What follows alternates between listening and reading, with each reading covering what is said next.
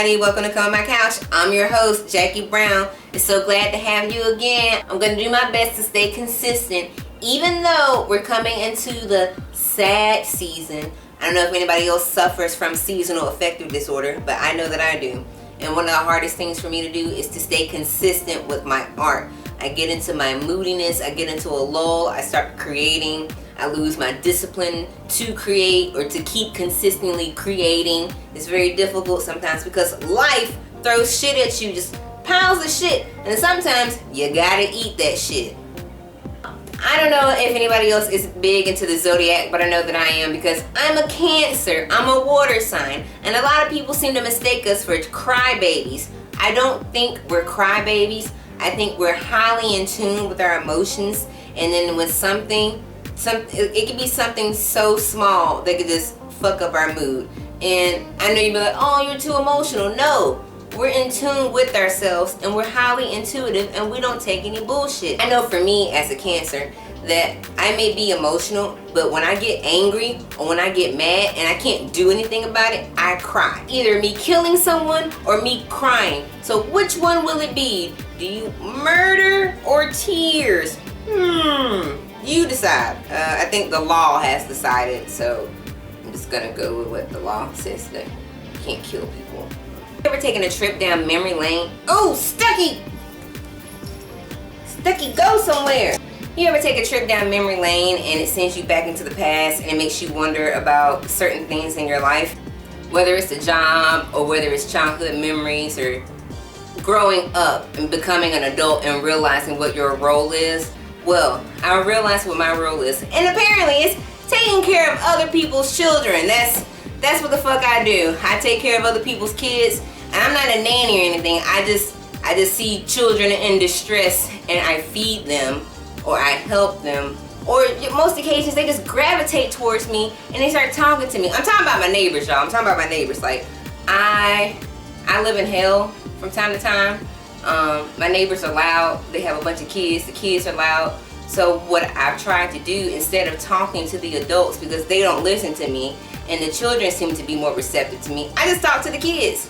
And I feel like if parents aren't going to parent them or be a positive influence in that matter, and who's to say, I don't know what the parents do. I just know most of the time they're not here. The kids are left alone. So I have to teach them what to do and what not to do.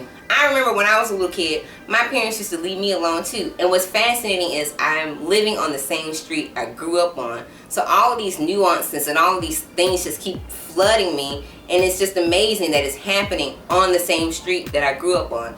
I remember the first time my mom left me home alone and she told me, don't answer the phone, don't answer the door, don't do anything, don't make any noise. There are rules when you leave kids by themselves. Not to say that many people are leaving their children by themselves, but if you have common sense, you will hope that your child has common sense, that they would not attract attention to themselves when they're doing something wrong, like making a lot of noise and things of that nature.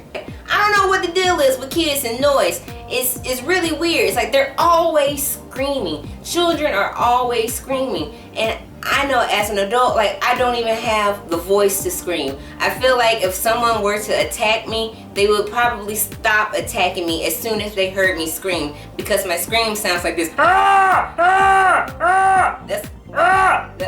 what my scream sounds like. It sounds like and even then, like, it's so high pitched, it strains my vocal cords. So if somebody was trying to attack me and I made this horrible masculine sound, yeah, I think they would stop attacking me.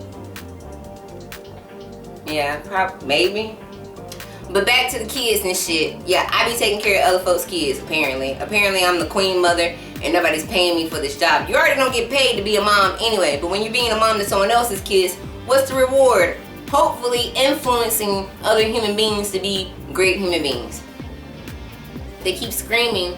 They should only scream when they're in danger or if something bad is happening to them. I understand they're outside and they're having fun, but I just don't get it. I like peace and quiet.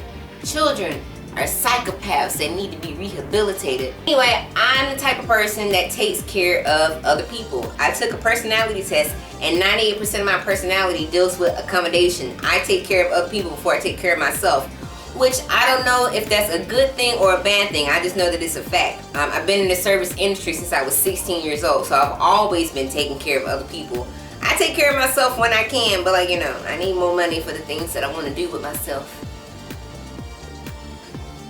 And who wants to spend $3,000 on a pair of water balloons to be cut and put inside your body? I would just like for them to grow naturally on their own. Is that a possibility without getting pregnant? Okay, yeah, that's not the solution. I'm not gonna have my tits filled with milk just so they can be bigger. I probably could make some money off of that shit though.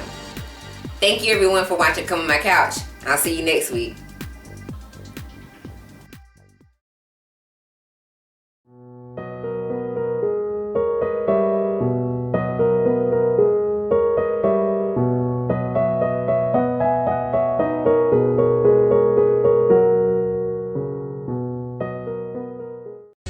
I honestly think school is overrated these days because kids aren't really learning anything useful and they're always talking about being bullied. Like, when is the last time you actually solved an algebraic equation? Think about it. Kids aren't learning any life skills, but they are learning how to protect themselves from an active shooter. How can one take the education system seriously when we have to look at this guy every day?